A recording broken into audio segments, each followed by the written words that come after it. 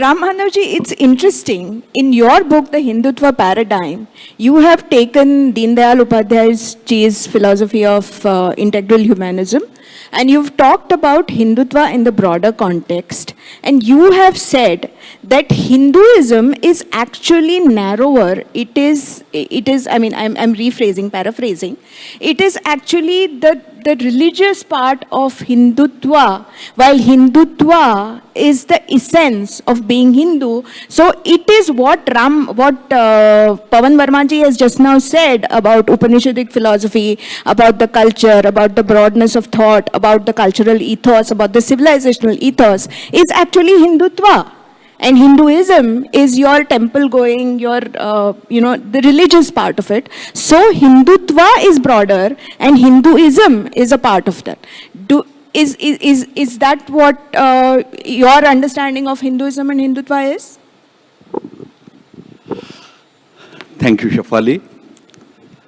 Firstly, this newfound differentiation between these two words, Hindutva and Hinduism, is in a way a great journey for many eminent intellectuals, including those who talked about the wise men of Kerala or unwise men of Kerala, but also many real intellectuals like Mr. Pavan Verma.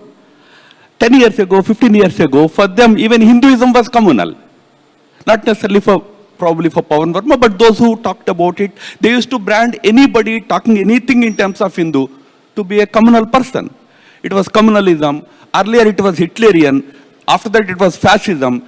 Then communalism. Then suddenly it is Hindutva. So while they admit Hinduism as great, I say they traveled a long way. Out of conviction for many, out of political expediency for some from Kerala. But then they have tried to find a new vocabulary to again say the same thing. Your Hindutva is communal. Our Hinduism is, very liberal, very inclusive. The description that Mr. Pavan Verma gave, nobody can dispute about Hinduism. But Pavan Verma ji also knows that Hinduism doesn't fit into one of his descriptions alone. I mean, he quoted three vakyas. I can quote the fourth vakya and say this is also Hinduism.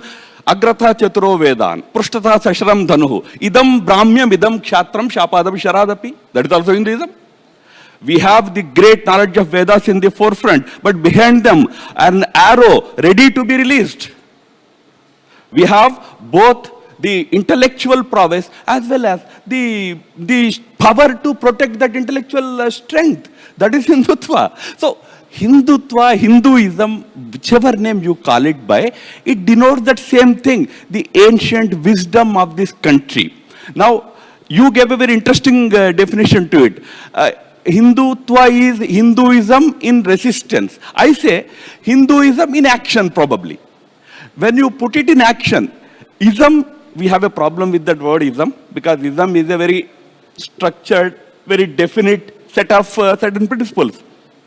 Capitalism, communism, these are all isms. They are set of specific rules. Hinduism defies any such specific straitjacketing. It is so very open, so very inclusive that it cannot be called an ism. If you don't call it an ism, what do you call it? So we say, you call it Hinduness. That Hinduness is what we say Hindutva. Hindutva is all that Mr. Pavan Verma is saying, but much more than that.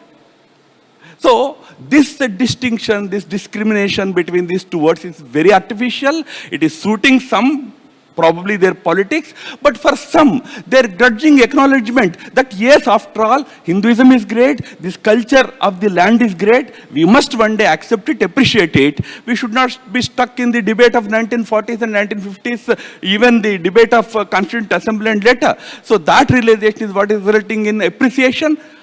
Genuinely, grudgingly, or out of political expediency. For us, these two are no different. And I never say that Hinduism is meaner and Hindutva is liberal. I say these two words, actually don't mean anything different. They both represent the same spirit.